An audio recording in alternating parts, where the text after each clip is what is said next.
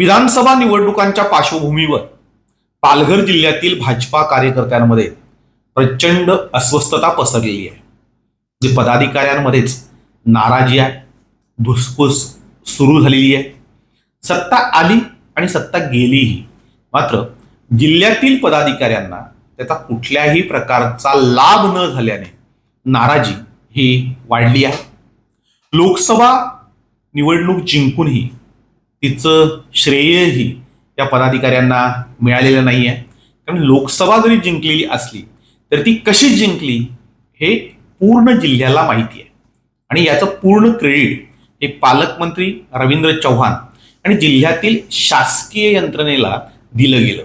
त्याच्यामुळं ही निवडणुका पदाधिकाऱ्यांच्या जीवावर जिंकली असं काही कोणी सांगितलं नाही किंवा पदाधिकाऱ्यांनी चांगलं काम केलं म्हणून कुठल्या पदाधिकाऱ्याच्या पाठीवर थाप ही पडली नाही. म्हणजे कोणी शाबासकीही दिली नाही, कोणी चांगलंही सांगितलं नाही.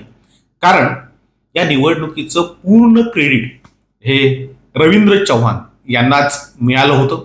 उलट शिवसेनेकडनं हा मतदारसंघ खेचून घेतल्याने आणि शिवसेनेचे तत्कालीन खासदार राजेंद्र गावित यांच्यावर भाजपा कार्यकर्त्यांमधून प्रचंड टीका टिप्पणी झाल्याने शिवसेनेमध्येच नाराजी पसरली होती. आता आमची लोकसभा तुम्ही खेचून घेतली, आता विधानसभा निवडणुकीमध्ये आम्हाला जास्तीचे विधानसभा मतदारसंघ द्या अशी मागणी शिवसेनेने रेटून धरलेली आहे. आणि त्याच्यामध्ये भाजपाचा विक्रमगड विधानसभा मतदारसंघ हा पणाला लागलेला आहे. जे बोईसर आणि पालघर पाहिजेच, पण त्याबरोबर विक्रमगड आणि नालासोपाराही हवा आहे असा हट्ट आता शिवसेनेने धरल्याने भाजपामध्ये मोठ्या प्रमाणावर खतखत सुरू झालेली आहे. नाराजी सुरू असतानाच आणि पदाधिकाऱ्यांमध्ये वाद असतानाच महामंडळ जाहीर झाली. अगदी शेवटच्या टप्प्यात आचारसंहिता लागण्याच्या दिवशीच महामंडळ जी जाहीर झाली त्या महामंडळांमध्येही जिल्ह्यातील एकाही पदाधिकाऱ्याचं नाव नाही. हे महामंडळ सोडा, साधं महामंडळ पदाचं सदस्यपदही कुणाला दिलं गेले नाही. जिल्हा नियोजन समितीमध्येही कुणाची वर्णी लागलेली नाही. जे पालघर जिल्हा नियोजन समितीमध्ये राष्ट्रवादीचे सदस्य आहेत, शिवसेनेचे सदस्य आहेत, अगदी मित्रपक्ष असलेल्या आरपीआयचे सदस्यही आता घेतले गेले.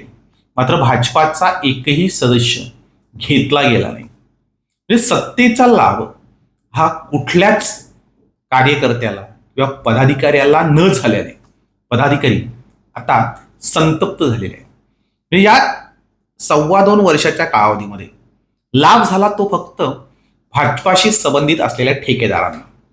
आता ठेकेदार ही खुश नाही आहेत, कारण जी काही कामं मिळाली कोट्यावधी रुपयांची त्याची भरभक्कम टक्केवारी अधिकाऱ्यांनी मोजून घेतली. म्हणजे मंत्रालयामध्ये मंत्र्यांनाही पैसे दिले, सचिवांनाही पैसे दिले आणि खाली अधिकाऱ्यांनाही पैसे दिले, त्यामुळं त्यांना कामं मिळाली.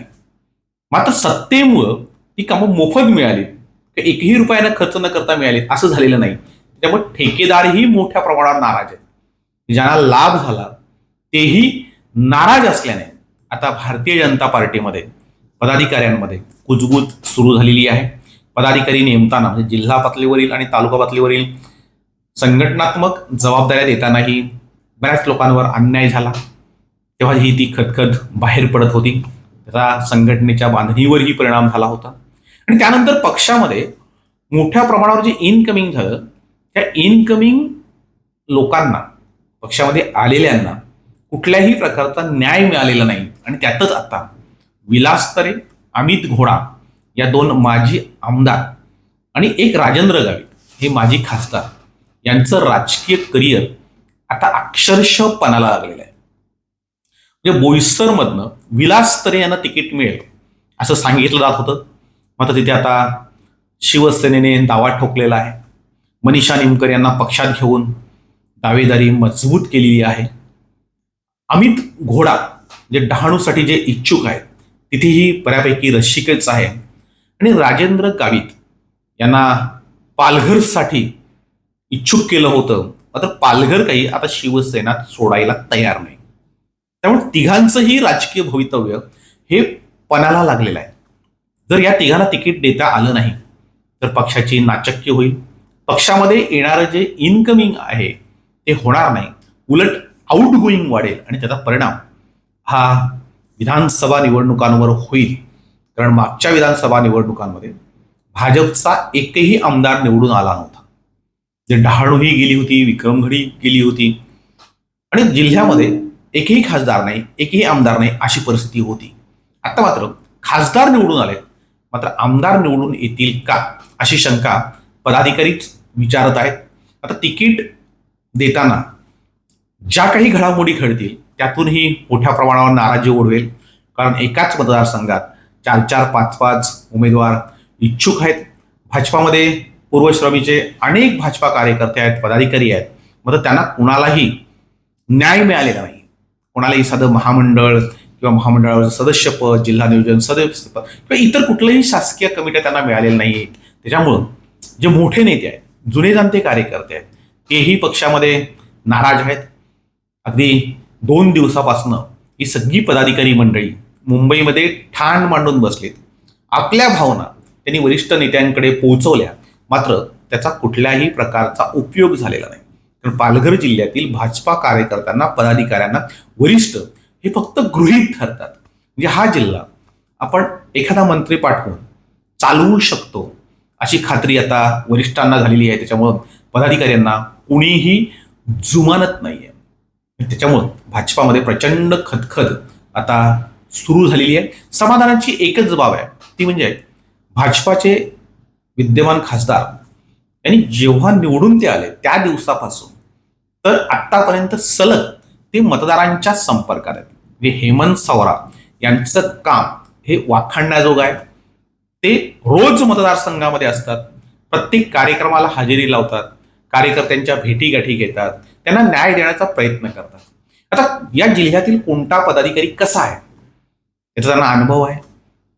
त्यांचे वडील विष्णू सवरा यांना कोणत्या पदाधिकाऱ्यांनी दगा दिला, कोणत्या पदाधिकाऱ्यांनी फसवलं, कोण कसं वागलं याचा त्यांना चांगला अनुभव आहे. आणि त्या अनुभवाच्या जोरावर ते जिल्ह्यामध्ये परिपक्व असं राजकारण करतायत. आणि म्हणून भाजपासाठी हेमंत सवरा हे एक आशास्थान आहे. बाकी जिल्ह्यामध्ये ज्या काही आता घडामोडी विधानसभेच्या पार्श्वभूमीवर घडतील त्यातून भाजपा पदाधिकाऱ्यांमधील खदखद ही बाहेर पडेल आणि त्यातून हा पूर्ण जिल्हा ढवळून निघेल असं सांगण्यात येतं.